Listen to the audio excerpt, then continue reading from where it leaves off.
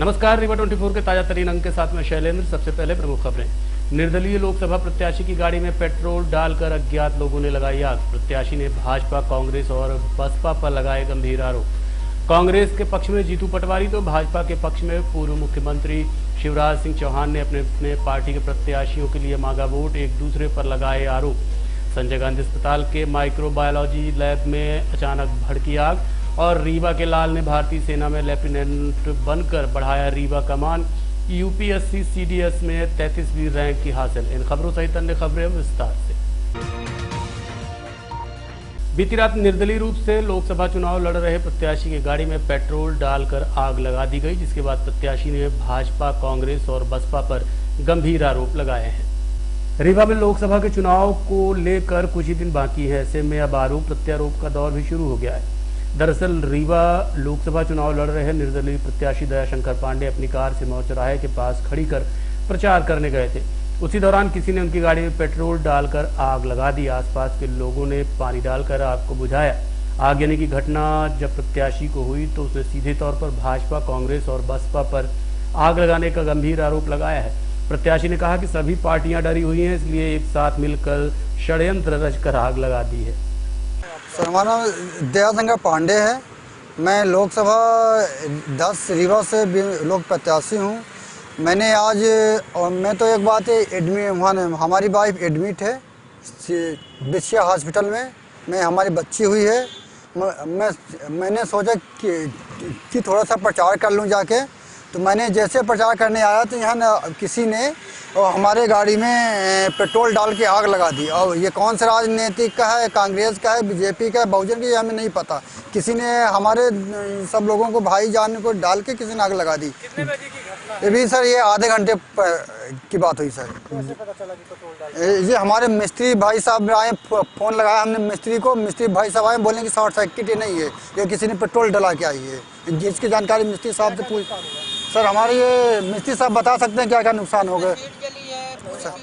Seat, पूरी seat जली है। ऊपर का जो सीलिंग, ये फिर भैया लोगों ने आवाज़ लगाई, भैया आग, गाड़ी में अंदर आग लगी है। भैया ने फिर पानी डाला और ये पानी डाल के अब हमसे वहाँ से आते आते इतने फिर भैया लोगों ने पानी डाल के बुझाई आग। गाड़ी करके कहाँ चले? प्रचार करने गए थे, इन लोगों को पर्चा बांटने के लिए गए थे हम लोगों ने। हम सोचे इन भाईचारे को थोड़ा कुछ पर्चा बांट दें, थे कुछ जानकारी हो लो। मैं प्रत्याशी स्वयं हूँ लोकसभा का। ये लोगों ने, हमारा नाम दयाशंकर पांडे है। मैं मनगवा विधानसभा ग्राम नदना से हूँ मैं। और ये क्या इनको लगा है कि यदि हमारे प्रचार से इन लोगों का वोट काफ़ी कमेगा, जीतेंगे, हारेंगे, इन लोगों ने इसलिए प्रचार बंद करने के लिए ये लोग कह रहे हैं, कांग्रेस और बीजेपी और बहुजन वालों ने। ये इनकी मिलित भगत तीनों की। ये षड्यंत्र के द्वारा षड्यंत्र, जी हाँ, बिल्कुल ये षड्यंत्र है। कांग्रेस या बीजेपी या बहुजन, ये तीनों की षड्यंत्र सर ये, बिल्कुल जी। कहाँ पे गाड़ी खड़ी थी? ये कृष्णा ऑडिटोरियम राजकपूर के बस पास में खड़ी सर। सर, ये 6:30 बजे करीब घटना सही है। 7:50, 7:40 के ऐसी घटना सर ये। हमने इनके पर्चा, अब ये तो अभी ये लोगों ने नहीं बताया। अभी हम मिस्त्री भाई साहब को बुलाए तो मिस्त्री भाई साहब ने बोला कि अंदर, मैं अभी 100 नंबर आई थी, 100 नंबर आके चली गई, बोले कि वो थाने आ जाइए, थाने में कंप्लेन लिखा दीजिए, फिर कार्रवाई करते हैं। वो हमने सबको कॉल लगा दिए। डीसी जो अपने कलेक्टर 1950 में भी लगाया, बोले कि पुलिस को जानकारी दो, हर सब जन को मन लगा चुका, कोई भी कार्रवाई नहीं हुई अभी तक। शहर के संजय गांधी अस्पताल में शुक्रवार रात एक्सीडेंट में घायल की मौत के बाद परिजनों ने जमकर हंगामा किया और मरीज की मौत के लिए अस्पताल प्रबंधन को जिम्मेदार ठहराया है। घटना के संबंध में आशीष सोनी ने बताया कि चाचा बृजकिशोर सोनी अपने 2 दोस्तों के साथ एक कार्यक्रम में शामिल होने के लिए रामपुर बाघेलान गए थे। वहां बोलेरो चालक ने उन्हें टक्कर मार दी। इसके बाद घटनास्थल पर पहुंचे एम्बुलेंस की मदद से हमने संजय गांधी अस्पताल लाकर भर्ती करवाया, लेकिन यहां पर ठीक तरह से इलाज नहीं मिला। वहीं अस्पताल प्रबंधन ने आरोप को झूठा बताया है। घटना मेरे चाचा जी का एक्सीडेंट हुआ था, वो बहुत अच्छी कंडीशन में थे, मतलब कहना चाहिए कि उनका पैर टूटा हुआ था, बाकी वो खत्म होने के चांसेस में नहीं थे। उनको हम लोगों ने संजय गांधी लेके आया, लेकिन यहाँ पे एक्चुअली में हुआ क्या, यहाँ पे सीनियर डॉक्टर एक भी नहीं थे। उनको जूनियर डॉक्टर जिनसे इंजेक्शन लगाते भी नहीं आते बन रहा था, है ना, उन्होंने इनका ट्रीटमेंट किया और अच्छे खासे बोलते हुए बताया हमारे चाचा को, पता नहीं क्या किया कैसा किया, उनके बॉडी में सिर्फ और सिर्फ पट्टी लगाई है और आधे घंटे बाद हम लोगों को खबर दे दी कि आपके चाचा जी अब नहीं रहे। तो बताइए इसमें हम क्या कर सकते हैं। चाचा जी क्या नाम? चाचा जी का हमारे ब्रज किशोर सोनी नाम था और वो बहुत अच्छी कंडीशन में थे। उनके सिर्फ पैर में चोट आई थी, पैर टूटा हुआ था, इसके अलावा हमारे चाचा जी को कुछ भी नहीं था। ये एक्सीडेंट कहाँ पे ये हुआ? एक्सीडेंट हुआ है रामपुर बगलान के पास। कहाँ से हुआ था? ये बोलेरो गाड़ी वाले ने 2 व्हीलर पे टक्कर मार के चले गए थे। चाचा जी कहाँ में थे? चाचा जी हमारे 2 व्हीलर में थे। कितने लोग सवार थे? उसमें 3 लोग सवार थे। तो यहाँ पे लाया गया, यहाँ पे संजय गांधी में लेके आया गया और उनको बोले कि अभी ठीक ठाक कंडीशन में संजय गांधी ले जाइए, है ना, तो इनका ट्रीटमेंट और थोड़ा सा बेहतर तरीके से होगा। घटना में कितने लोग एक्सपायर हुए हैं और कितने लोग घायल हैं? इस चीज की जानकारी सब नहीं है मुझे। हमें हमारे चाचा जी की खबर मिली तो हम लोग 2 लोग शायद। ये केक काटने का क्या मामला था? केक काटने का मामला सर ये है कि हम लोग जब पेशेंट को लेके पहुंचे पर्चा लेके, तो ये लोग ट्रीटमेंट ना करने की वजह से केक काट रहे थे, अपना एंजॉय कर रहे थे। हम लोगों ने बोला भी कि आप लोग ये सब बाद में हमारे पेशेंट को थोड़ा सा देख लीजिए, वो दर्द से करा रहे हैं। तो उन्होंने मुझे दांत के भगा दिया, मुझे और मेरे साथ वाले मेरे चाचा जी अदर पापा जी लोगों को दांत के भगा दिया गया और अंदर से गेट बंद करके, और ये लोग आपस में हंसी मजाक कर रहे थे, सबको भगा दिया गया और हमारे चाचा जी को एक भी ध्यान नहीं दिया गया और उनके बॉडी में कहीं पे भी जेल को तक नहीं लगाया गया और बाद में हमारे चाचा जी को बोल दिया गया कि ये खत्म हो चुके हैं। अच्छा, इसकी लापरवाही किसको मानते हैं? ये हम सीनियर डॉक्टर की लापरवाही मानते हैं। सीनियर डॉक्टर 1 सेकंड के लिए रहते नहीं है, आते हैं तो 2 सेकंड देखेंगे, वो भी सुबह के सुबह आते हैं, 24 घंटे नहीं रहते हैं। यहाँ 24 घंटे सिर्फ जूनियर डॉक्टर रहते हैं और सीनियर डॉक्टर की ये लापरवाही है कि वो जूनियर डॉक्टर जब देखते हैं तो उनको ये भी बोलते हैं कि आपका इलाज यहाँ नहीं प्राइवेट हॉस्पिटल में होगा, आप हमारे प्राइवेट हॉस्पिटल आइए, प्राइवेट क्लिनिक आइए। अब क्या मांग करते हैं आप? हम ये मांग करते हैं कि ये सब लापरवाही सीनियर डॉक्टर की है। सीनियर डॉक्टर बैठते यदि हमारे चाचा जी का इलाज करते तो वो खत्म नहीं होते, है ना, वो हंसते बताते हुए आदमी का पैर टूटने से कोई खत्म नहीं होता है। क्या चाहते क्या? हम चाहते ये हैं कि ये जूनियर डॉक्टर की लापरवाही से मौत हुई है, इसका हमें न्याय मिला जाए, हमारे चाचा जी के हत्यारों को सजा मिली जाए।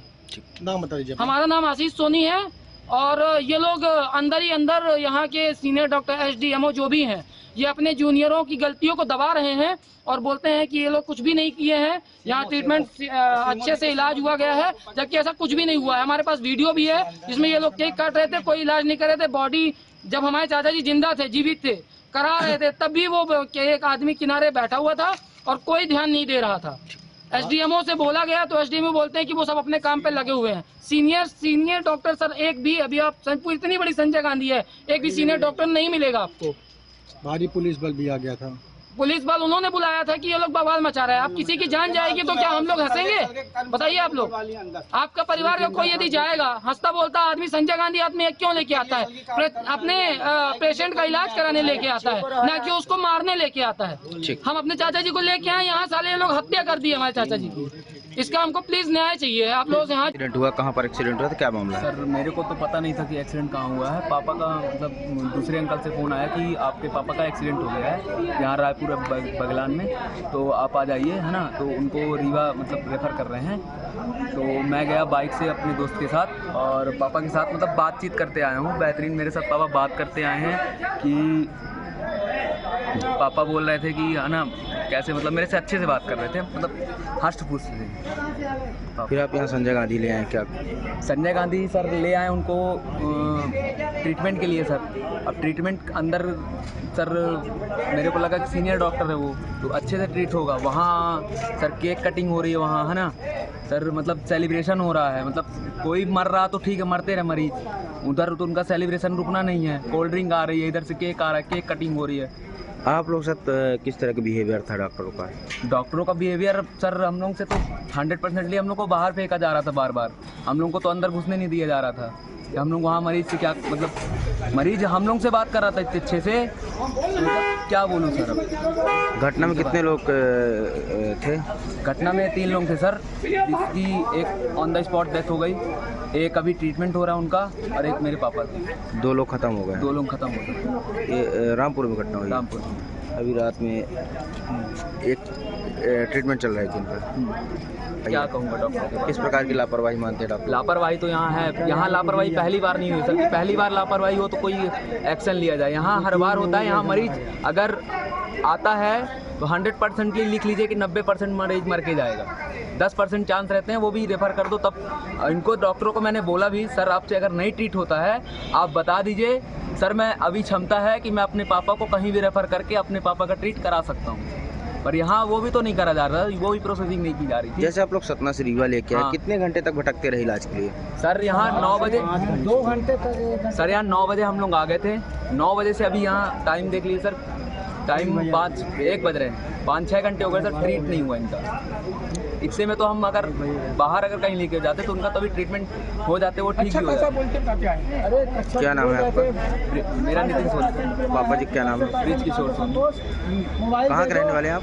कटरा मोहल्ला सर। वहाँ कहाँ से कहाँ गए थे ये लोग की वहाँ पर? ये सर शादी अटेंड करने गए थे पापा अपने दोस्तों के साथ, अपनी दोस्त की। वहाँ से वापस आ रहे थे? वहाँ से वापस शादी में कहाँ गए थे? कहाँ की जगह पे? रामपुर के आगे सतना जा रहे थे। वो हम लोग को क्या एक्चुअली काम कर रहे थे सर, मेरे को पता नहीं था पहले कि पापा है ना शादी अटेंड करने जा रहे हैं। मेरे को तो एक्सीडेंट होने के बाद पता चला कि पापा का एक्सीडेंट हो गया। रीवा के संजय गांधी अस्पताल के माइक्रोबायोलॉजी लैब में अचानक आग भड़कने से अस्पताल में भगदड़ की स्थिति निर्मित हो गई। घटना सुबह तकरीबन 11 बजे के आसपास की बताई जा रही है। संजय गांधी अस्पताल के आउटडोर के ऊपर बने भवन में अचानक आग की लपटें उठने लगी, जिसकी जानकारी मिलने के बाद सुरक्षा कर्मियों के द्वारा आग पर काबू पाने का प्रयास किया गया। तभी मौके पर फायर ब्रिगेड आई और आग पर काबू पाया गया। कोविड काल के समय संजय गांधी अस्पताल के आउटडोर में करोड़ों रुपए की लागत से ये लैब तैयार किया गया था, जिसमें काफ़ी मशीनें लगाई गई थी। इसके लिए 24 घंटे एयर कंडीशनर की आवश्यकता थी। बताया जा रहा है कि 24 घंटे से चल रही एसी में अचानक आग की लपटें उठी और अस्पताल परिसर में धुआं हो गया। फिलहाल अस्पताल प्रबंधन की सिक्योरिटी गार्ड एवं फायर ब्रिगेड के द्वारा आग पर काबू पा लिया गया है। आग के कारण हुए नुकसान का अभी तक आकलन नहीं किया गया है। फिलहाल बचे हुए सामानों को सुरक्षित निकालने का प्रयास किया गया है। 2 महीने के भीतर ये तीसरी आगजनी की घटना है जो अस्पताल में घटी है, जिससे अस्पताल प्रबंधन पर सवाल खड़े होते हैं। हाँ, हमारे माइक्रोबायोलॉजी जो कोविड के टाइम में लैब था, उसमें थोड़ा सा शॉर्ट सर्किट हुआ है। तो एसी पहले जला तो उसके कारण थोड़ा धुआं जैसा हो गया था। अब फायर ब्रिगेड को भी बुला लिया गया था। कंट्रोल रूम को बोल करके अपन लोगों ने सबको, फायर ब्रिगेड सभी हमारे जो गार्ड्स थे, इन लोगों ने अपने प्रयास से ही आग को बुझा दिया था। फिर फायर ब्रिगेड ने आके उसको देख लिया कि अब ठीक है। हाँ, नुकसान तो अभी नहीं बता पाएंगे। वैसे जहाँ तक एसी का कारण लगने का सब फर्स्ट उसमें मालूम पड़ा है सर, ओवरलोडिंग के कारण चला ऐसा हुआ है। तो अब उसको प्रॉपर देखेंगे, थोड़ा सा धुआं हुआ हट जाए, सब कुछ ठीक हो जाए। मध्य प्रदेश के कांग्रेस अध्यक्ष जीतू पटवारी ने आज रीवा में प्रेस वार्ता के दौरान मोदी सरकार व उनकी गारंटी को लेकर आने को सवाल खड़े किए हैं। जीतू पटवारी ने कहा कि मोदी कहते हैं कि अभी 10 साल का ट्रेलर था, पिक्चर अभी बाकी है। 10 साल के ट्रेलर का संविधान बढ़ाने की बात होने लगी। 10% लोगों के हाथों में पूरी इकोनॉमी चली गई है। ईडी सीबीआई की कार्रवाई में 147 लोगों ने 125 बीजेपी में शामिल हो गए। उसके बाद उनके सारे पाप धुल गए हैं। यही है बीजेपी सरकार। रीवा संसदीय क्षेत्र को लेकर जीतू पटवारी ने कहा कि सांसद रीवा यदि जनता के लिए एक ही सवाल संसद में खड़े किए हो तो बता दें, केवल रीवा में जमीन बिक्री और व्यापार के अलावा कुछ नहीं हुआ है। आदरणीय सभी पत्रकार बंधु, रीवा की इस ऐतिहासिक भूमि पर जब जर्नलिज्म की बात होती है तो यहाँ की पुराना इतिहास रहा है कि सच्चाई का हमेशा आप लोगों ने बढ़ चढ़कर साथ दिया है। अभी लोकसभा का ये चुनाव देश का सबसे बड़ी पंचायत का चुनाव तो है ही, पर इस देश की आम चुनाव अभी तक के जो चुनाव है उससे थोड़ा अलग और महत्वपूर्ण है। मोदी जी भाषण में आजकल पूरी ताकत से ये भावना व्यक्त करते हैं कि ये 10 साल तो ट्रेलर था, अभी फिल्म बाकी है। भारतीय जनता पार्टी के कार्यकर्ता नेता इस बात को जोर शोर से उनकी उठाते हैं, तालियां बजाते हैं और खूब आभा मंडल इस भावना का बनाते हैं कि अभी ट्रेलर है, अभी फिल्म बाकी है। पर वो कैमरे पे जो चेहरे आते हैं, जो 10 साल में उनसे आशा भरी निगाह के तौर पे प्रधानमंत्री से जो समर्थन उनका किया था और जो भरोसा उनको मिला था, उसके विपरीत उनकी आंखें सूखी है, चेहरा मुरझाया हुआ है।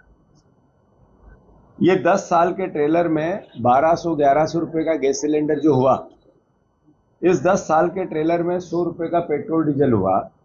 इस 45 साल में सबसे बड़ी बेरोजगारी हुई। जो 50 साल की सबसे बड़ी घरेलू बचत समाप्त हो गई। 50 साल में ऐसा पहली बार हुआ कि जो बचत की प्रक्रिया थी वो घर घर से समाप्त हो गई। आप देखो कि 100 सालों में सबसे बड़ी अमीर और गरीब की खाई देश की आज़ादी के बाद से, पहले से अमीर और गरीब की जो खाई है वो सबसे बड़ी हुई है। जो अमीर है अमीर होता गया, गरीब गरीब होता गया। 10% लोगों के पास 80% संपत्ति चली गई और 80% लोगों के पास 10% संपत्ति बच गई। किसानों की आय दुगनी करने की बात हुई थी, उनकी लागत दुगनी हो गई। 700 किसानों ने दम तोड़ दिया, पर नरेंद्र मोदी जी और उनकी सरकार को उन पर रहम नहीं आया। अल्टीमेटली चुनाव के डर से, पंजाब के चुनाव के डर से उन्होंने 3 काले कानून वापस लिए। महिला अपराध में देश में ये 10 साल सबसे बड़े हैं। आप देखो कि 58,000 बहनों के बलात्कार। अल्टीमेटली अगर इसको आप मिनट से जोड़ेंगे तो आपको समझ में आएगा कि क्या भयावह स्थिति है महिला अपराध में और उन पे अत्याचार में। ये ट्रेलर है नरेंद्र मोदी जी का, जिसमें 75 साल देश की आज़ादी के अमृत काल, जिसमें लोकतंत्र को बचाने की बातें होने लगी, लोकतंत्र की रक्षा करने की बातें होने लगी, लोकतंत्र की व्यवस्था पर प्रश्न चिन्ह उठने लगे। आप देखो आज़ादी के इस अमृत काल में मोदी जी ने कहा अभी तो ट्रेलर है, फिल्म बाकी है। क्या 400 रुपये का गैस सिलेंडर फिल्म में 4,000 का करने वाले हैं? जब फिल्म पूरी आएगी तो जो 100 रुपये का पेट्रोल 400 का करने वाले हैं। क्या आखिर फिल्म में क्या करेंगे? उस फिल्म में वो रोजगार पूरी तरह से समाप्त कर देंगे। सारा उद्योग, सारा व्यापार, सारा व्यवसाय 5-6 लोगों को दे देंगे। पूरा देश नौकर और चाकर और अल्टीमेटली मजदूरी पर चला जाएगा। क्या फिल्म में क्या होगा? मुख्यमंत्री पद से हटने के बाद पहली बार शिवराज सिंह चौहान मऊगंज पहुंचे, जहां उन्होंने सांसद जनार्दन मिश्र के पक्ष में जनता से वोट देने की अपील की। रीवा संसदीय सीट पर दूसरे चरण में 26 अप्रैल को मतदान होने हैं। मतदान के पहले चुनाव लड़ रहे प्रत्याशी पूरी ताकत झोंकने में लगे हुए हैं। भारतीय जनता पार्टी से 2 बार के सांसद जनार्दन मिश्र तीसरी बार चुनावी मैदान में हैं, जिनके हक में मतदान करने लोगों से अपील करने आज पूर्व मुख्यमंत्री शिवराज सिंह चौहान मऊगंज पहुंचे, जहां चुनावी सभा को संबोधित किया। इस दौरान उन्होंने भारतीय जनता पार्टी के कार्यों, योजनाओं के साथ ही अन्य उपलब्धियों की बात की और जनार्दन मिश्र को तीसरी बार जिताने का अनुरोध किया। मैं बहुत प्रसन्न हूँ, आज जनता से फिर मिलने का सौभाग्य मिला है।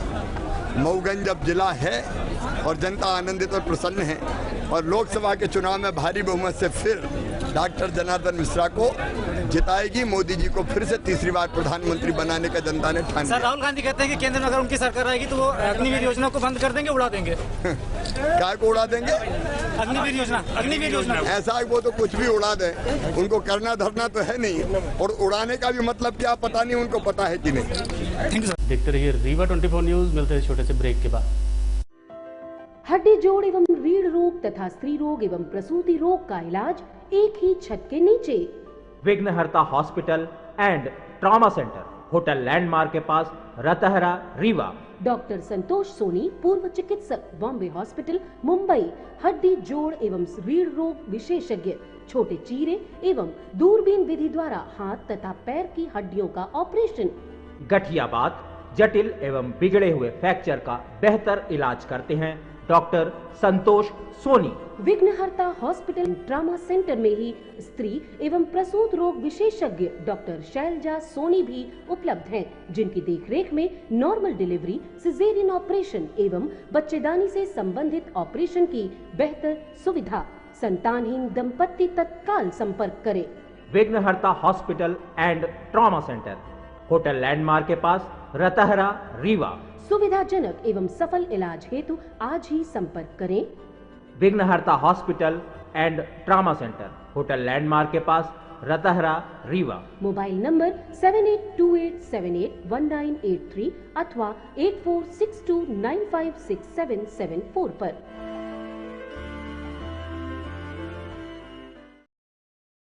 नवस्ता चौकी अंतर्गत 33 वर्षीय महिला ने अज्ञात कारणों के चलते फांसी लगाकर आत्महत्या कर ली।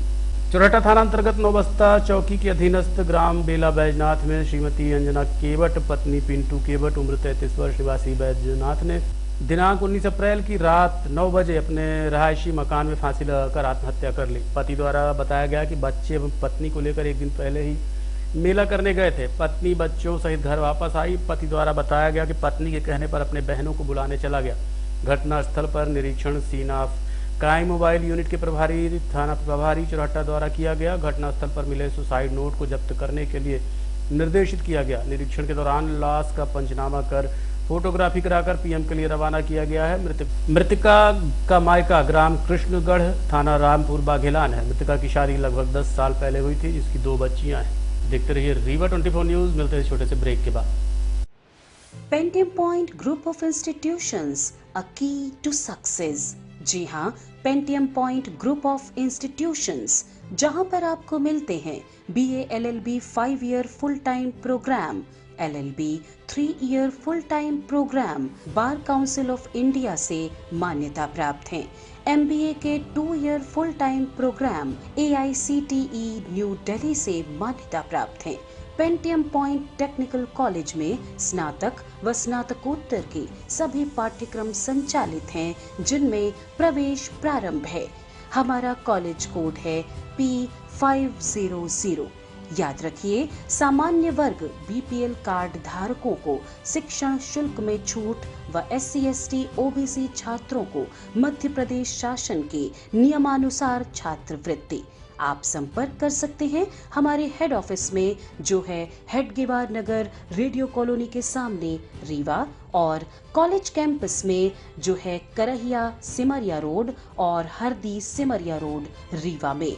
अधिक जानकारी के लिए हमारे फोन नंबर पर संपर्क कर सकते हैं। हमारा फोन नंबर है 07662438035। मोबाइल नंबर पर भी संपर्क किया जा सकता है, जो है 9992084339।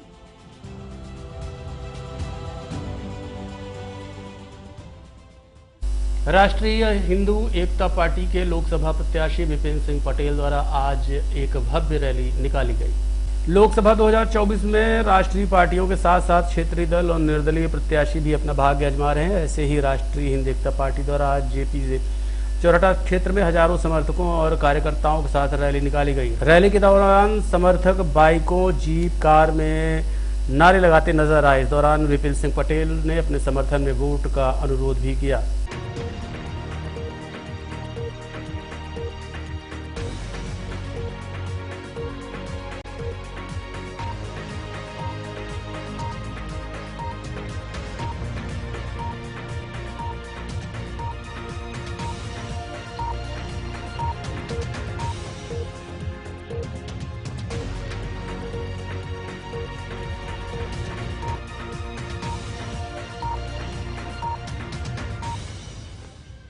रीवा के लाल शांतनु सेंगर ने भारतीय सेना में लेफ्टिनेंट बनकर रीवा का मान बढ़ाया है। यूपीएससी CDS में 33वीं रैंक हासिल कर शांतनु सेंगर का भारतीय सेना के लेफ्टिनेंट पद पर चयन हो गया। शांतनु को अधिकारी बनने की प्रेरणा बाबा सिंह रिटायर्ड एडिशनल कलेक्टर एवं नाना Chandrashekhar Singh Parihar retired deputy collector से मिली। कोरोना के समय हुए लॉकडाउन में बिना किसी कोचिंग के खुद की ही उन्होंने तैयारी की और पहले ही प्रयास में सफलता हासिल कर ली। पहली बार लिखित परीक्षा पास कर 5वें दिन के इंटरव्यू में बाहर हो गए। शांतनु का हौसला उनकी बहन संवेदना ने बढ़ाया। इंदिरा गांधी कन्या महाविद्यालय में प्राध्यापक सरिता सिंह सलील व गीतकार सत्येंद्र सेंगर के पुत्र शांतनु ने घर पर रहकर ही यूपीएससी CDS की तैयारी की और पहले प्रयास में ही लिखित परीक्षा पास कर इंटरव्यू देने प्रयाग पहुंचे। इंटरव्यू के अंतिम दिन प्रतियोगिता से बाहर हो गए, लेकिन उन्होंने हार ही मानी और दोबारा लिखित परीक्षा पास। इसके बाद अपने पिता के मित्र रिटायर्ड कैप्टन प्रदीप सिंह से साक्षात के गुर सीखे और भारतीय सेवा में लेफ्टिनेंट पद पर चयनित हुए, जहां उन्होंने ज्वाइन भी कर लिया है। शांतनु की तैयारी और सफलता की कहानी क्या है, आइए जानते हैं उनकी मां सरिता सिंह से। बच्चे की सफलता जो है उसकी कड़ी मेहनत पर निर्भर करती है और निश्चित ही उसने अपना जो ध्यान लगाया, अपना जो लक्ष्य बनाया, उस पर वो हमेशा केंद्रित रहा। 12th तक तो सब सामान्य रहा, जैसे सारे बच्चे पढ़ते हैं, स्कूल जाते हैं, आते हैं और रिजल्ट का इंतज़ार करते हैं। लेकिन 12th के बाद जब सारे बच्चे बाहर जाने लगे, कोई कोटा जा रहा था, कोई दिल्ली जा रहा था, कोई इंदौर, भोपाल जैसे अलग अलग, कोई MBA करना चाहता था, कोई कुछ। उस तरफ जब उसका माइंड सेट बना तो इसने मुझसे पूछा कि मम्मा मैं क्या करूं। मैंने कहा कि आप बेटा जो इच्छा हो वो करिए। तो बोला कि मैं ऐसा करता हूँ कि मैं यहाँ एडमिशन लेता हूँ लोकल में ही कॉलेज में, TRS कॉलेज में, और उसके बाद मैं अपनी कुछ तैयारी करूँगा, क्योंकि बाहर जाके अगर मैं पढ़ूँगा तो फिर मैं अपने पर्सनल पढ़ाई के लिए मैं कुछ समय नहीं दे पाऊँगा, मुझे वहाँ पूरा टाइम देना पड़ेगा कॉलेज में। तो मैंने कहा जैसी तुम्हारी इच्छा बेटा, देख लो। और इस तरह से जो है उसने एडमिशन यहाँ लिया। हालांकि उसके दोस्तों ने थोड़ा सा उसको डिस्करेज किया इसके लिए कि क्या तुम रीवा में पढ़ रहे हो, बाहर निकलो, यहाँ रहोगे तो तुम्हारी लाइफ बेकार हो जाएगी, स्पॉइल्ड हो जाएगी। पर उसके माइंड में कुछ और ही सेटअप चल रहा था। उसने अपना एडमिशन लिया। गोल फिक्स था उनका जी कि लेफ्टिनेंट बनना है। तो इसके बारे में कभी बातचीत हुई कि जी कैसे शुरुआत करें, और क्योंकि आप खुद टीचर हैं जी तो किस तरह से आपने योगदान दिया उनके? हाँ जी। उसने सबसे पहले मुझसे एक दिन पूछा कि मम्मा ये बताइए आपको कैसी जॉब पसंद है। तो मैंने कहा बेटा मुझे जो है यूनिफॉर्म वाली जॉब बहुत पसंद है, जिसमें अपनी कोई यूनिफॉर्म होती है। तो बोला अच्छा चलिए ठीक है। बस इतना, बस उसने मुझसे एक दिन पूछा 12th के बाद, और इसके बाद उसने कुछ नहीं पूछा। अपना थोड़ा बॉक्सिंग का भी उसको शौक था, बॉक्सिंग में इंटरेस्ट होने की वजह से वो हरियाणा और दिल्ली कुछ कोचिंग अटेंड करने के लिए गया भी था। लेकिन ये लॉकडाउन की वजह से सब वापस घर लौट रहे थे, उसको भी लौटना पड़ा। तो वो क्रेज़ उसका वहाँ ख़त्म हो गया, क्योंकि उसे कोचिंग नहीं मिली और 1-1.5 साल घर में ही रहना पड़ा। लेकिन थोड़ा नर्वस हुआ कि मुझे ये सीखना था। फिर उसकी दीदी ने उसको थोड़ा सा इनकरेज किया, उसकी सिस्टर वहाँ मुंबई में है। उसने कहा कि ऐसा है कि तुमको अगर बॉडी बिल्डिंग का शौक़ है और स्पोर्ट्स का शौक़ है, बॉक्सिंग का शौक़ है, तो तुम जो है अपने इस फील्ड में और भी आगे बढ़ सकते हो अगर तुम डिफेंस में जाओ। अच्छा, कौन सी रैंक है अभी? 33 रैंक जी। इसकी UPSC CDS में 33 रैंक है। इंडियन आर्मी में लेफ्टिनेंट। के साथ कैसा व्यवहार? हाँ, दोस्तों के साथ बहुत अच्छा व्यवहार था। बहुत ही मतलब सबके साथ सामाजिक रूप से जुड़े हुए थे और हेल्पिंग नेचर था। हर किसी के सुख दुख में खड़े होना जाना, और अपना खाना पीना छोड़ के दौड़ देना। किसी की तबीयत खराब है या कोई प्रॉब्लम में है तो चला जाता था। तो सोशली मतलब अच्छा बिहेवियर था उसका। देखिए मेरा ये कहना है सभी बच्चों से भी और सभी पेरेंट्स से भी कि बच्चे को पहले तो अनुकूल माहौल देना बहुत ज़रूरी है कि वो किस क्षेत्र में जाना चाहता है, तो उसको पूरी तरह हम सपोर्ट करें, मेंटली भी, फिजिकली भी और फाइनेंशियली भी। हर तरह की सपोर्ट उनकी ज़रूरत है। इसके अलावा उसको हम घर का माहौल मतलब पॉजिटिव माहौल, समाज के प्रति, देश के प्रति एक पॉजिटिव माहौल की वो जो विचारधारा है उसके मन में डालें। और तीसरी बात है कि घर में किसी तरह का माहौल ख़राब ना हो, निगेटिविटी ना आए, और हम अपने परिवार में, अपने मित्रों में जो संबंध बना रहे हैं वो सब बच्चे ध्यान देते हैं कि आप कैसे रहते हैं। और थोड़ा ध्यान ये भी देना होगा कि हमें भी कंट्रोल करना होगा कि ज़्यादा टीवी ना चलाएं, ज़्यादा व्यवहार में हम बच्चों का डिस्टर्बेंस तो नहीं कर रहे कि हमारे रिलेटिव आ रहे हैं, परिवारजन आते जाते हैं। तो हमें इन सब चीज़ों पे भी बहुत कंट्रोल रखना पड़ता था। क्योंकि मैं तो बाहर जॉब में थी, तो उसके पापा ने भी उसको बहुत सपोर्ट किया, दोनों बच्चों की केयर की। घर में ज़्यादातर वक्त बच्चों ने पिता के साथ ही बिताया। पर हाँ, कुछ ऐसे मोमेंट होते थे जब मुझे लगता था कि नहीं मुझे वहाँ रहना चाहिए। कुछ खास मोमेंट जब बच्चे कुछ जीत कर आए, कोई मेडल लेकर आए या रिजल्ट आया, तब मैं हमेशा उपस्थित रहती थी। बनने के बाद मुलाकात हुई आपकी, कैसा? जी हाँ, उसने सबसे पहले कॉल मुझे ही किया था और वो मेरे ही एक काम से यूनिवर्सिटी गया हुआ था।